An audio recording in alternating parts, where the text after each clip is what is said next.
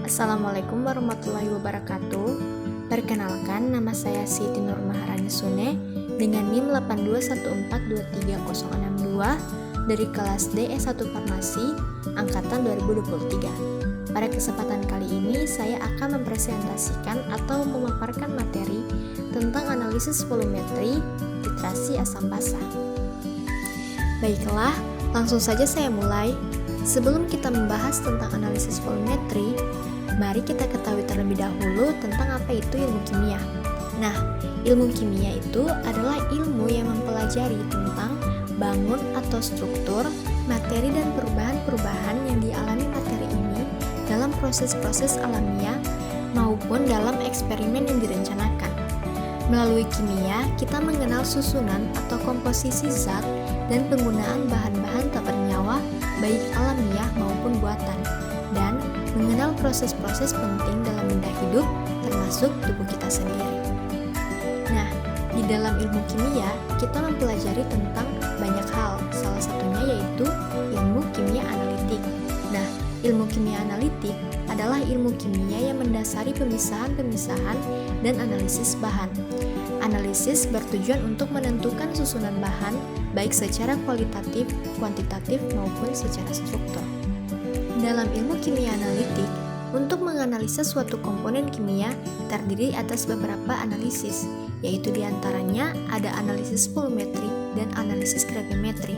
Nah, di kesempatan kali ini kita akan memfokuskan kepada analisis volumetri. Nah, apa sih sebenarnya analisis volumetri itu? Nah, analisis volumetri adalah salah satu cara pemeriksaan jumlah zat kimia yang luas penggunaannya. Cara ini sangat menguntungkan karena pelaksanaannya yang mudah dan cepat, ketelitian dan kecepatan cukup tinggi, dan juga dapat digunakan untuk menentukan kadar berbagai zat yang mempunyai sifat berbeda-beda. Metode volumetri secara garis besar dapat diklasifikasikan dalam 4 kategori, yaitu titrasi asam basa yang meliputi reaksi asam dan basa baik kuat maupun lemah. Titrasi redoks yaitu titrasi yang meliputi hampir semua reaksi oksidasi reduksi. Titrasi pengendapan yaitu titrasi yang meliputi pembentukan endapan. Dan titrasi kompleksometri seperti titrasi EDTA atau etilen diamin tetrasetik asid, misalnya titrasi spesifik.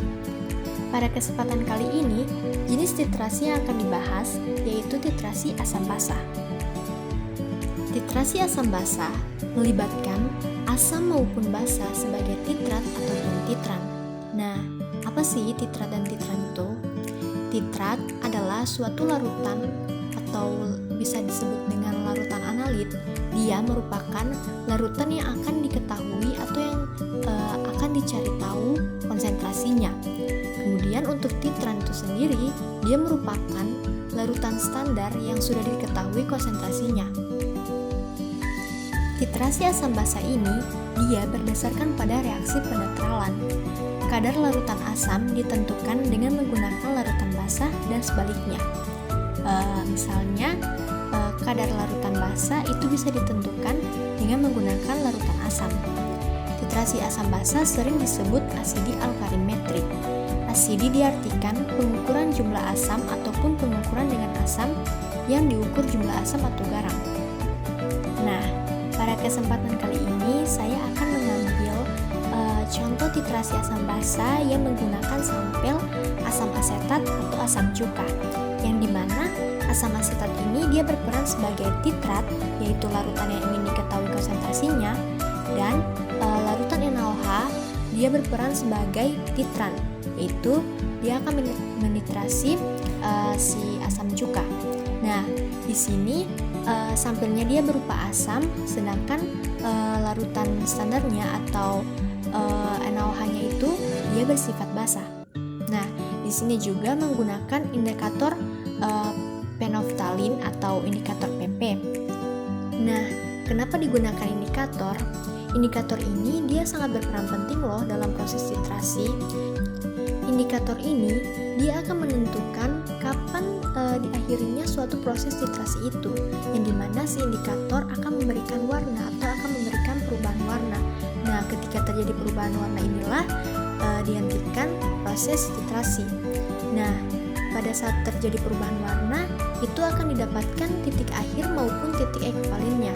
Nah, titik akhir itu adalah suatu momen di mana reaksi antara titran dan analit itu telah selesai, atau si titran selesai bereaksi dengan titrat.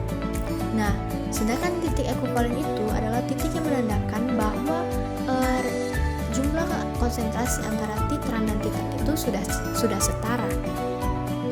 Atau bisa juga dibilang jumlah mol titran yang ditambahkan itu sudah setara dengan jumlah mol analit.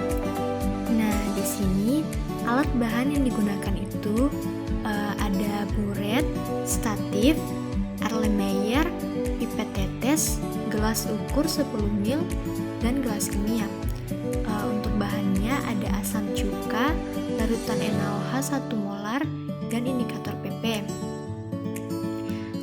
Prosedur kerjanya itu pertama dimasukkan sebanyak 25 ml larutan cuka yang telah diencerkan ke dalam Erlenmeyer. Kemudian ditambahkan 7 tetes larutan fenolftalin atau PP. Kedua, isi buret dengan larutan NaOH 1 molar hingga garis 0 ml. Kemudian lakukan titrasi larutan sedikit demi sedikit secara hati-hati dan labu Erlenmeyer terus-menerus digoyang. Penetesan dihentikan saat terjadi perubahan warna yang tetap, yaitu menjadi merah muda. Terakhir, catat volume NaOH yang digunakan saat titrasi. Reaksi yang akan terjadi itu yaitu reaksi antara CH3COOH dengan NaOH akan menghasilkan CH3COONa tambah H2O. Persamaan reaksinya sebagai berikut. CH3COOH tambah NaOH, dia akan bereaksi dan akan menghasilkan CH3COONa tambah H2O.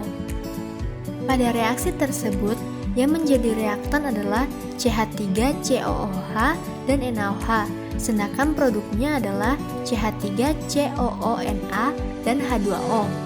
Kita telah mengetahui sifat dari reaktan tersebut, di mana asam asetat adalah asam lemah dan natrium hidroksida adalah basa kuat, sehingga apabila direaksikan sifat asam dan basa dari larutan tersebut akan hilang dan membentuk zat baru yang disebut garam yang memiliki sifat berbeda dengan sifat zat asalnya. Karena hasil reaksinya dan air memiliki sifat netral, yang artinya jumlah ion H+ sama dengan jumlah ion OH-, maka reaksi disebut dengan reaksi netralisasi atau penetralan. Adanya indikator dalam proses titrasi berfungsi untuk menentukan titik ekuivalen ketika dua larutan telah mencapai netralisasi. Karena tujuan dari titrasi ini adalah untuk mengetahui konsentrasi dari si titrat, maka kita harus melakukan perhitungan kadar asam asetat. Nah, setelah volume titrat diketahui, maka kadar asam asetat dapat dihitung. Pada percobaan ini, didapatkan volume rata-rata natrium hidroksida untuk menitrasi asam asetat adalah 27,5 ml. Penentuan kadar asam asetat dapat diketahui dengan cara menitrasi asam asetat tersebut dengan natrium hidroksida dengan menggunakan indikator PP. Kadar asam asetat yang didapatkan adalah 1,1 molar. Nah, dari mana sih didapatkan 1,1 molar itu? 1,1 molar itu didapatkan dari hasil perhitungan MA kali VA sama dengan MB kali PB, yang dimana MA adalah molaritas asam. Nah, molaritas asam dimaksud ini adalah molaritas dari si asam asetat. Kemudian untuk PA, dia adalah volume asam, itu volume asam asetat. Nah, MB, dia adalah molaritas basa. Yang kita ketahui di sini basanya adalah NaOH. Nah, untuk VB, dia adalah volume basa atau volume dari NaOH. Nah, langsung saja yang kita ketahui itu adalah volume dari si asam asetat. Volume asam asetat itu kita ketahui dari prosedur kerja tadi. Pada prosedur kerja, itu disebutkan sebanyak 25 miliar ton cuka yang diambil. Kemudian yang kita ketahui kedua itu ada molaritas dari ada molaritas dari basa atau molaritas dari NaOH. Itu disebutkan juga di prosedur kerja bahwa molaritas dari NaOH itu sebesar 1 molar. Kemudian ada volume dari NaOH yang disebutkan tadi, volume NaOH untuk menitrasi asam asetat itu adalah 27,5 mil. Nah, yang ditanya itu apa? Yang kita belum ketahui di sini adalah molaritasnya. Nah, makanya cara kita untuk mendapatkan molaritas dari si asam asetat itu yaitu dengan menggunakan perhitungan tadi, yang dimana Ma kali dengan 25 mil. 25 mil itu adalah volume dari asam asetat. Kemudian 1 M atau 1 molar kali dengan 27,5 mil sama dengan di bawahnya Ma kali 25 mil itu hasil dari perhitungan di atas. 1 kali 27,5 mil itu hasilnya 27,5 mil. Nah, di bawahnya Ma sama dengan 27,5 dibahagi dengan 25, hasilnya adalah 1,1 molar.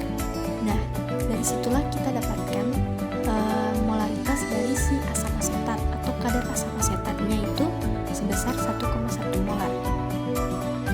Baiklah, sampai sini saja pemaparan materi dari saya. Mohon maaf jika masih terdapat banyak kekurangan dan kesalahannya.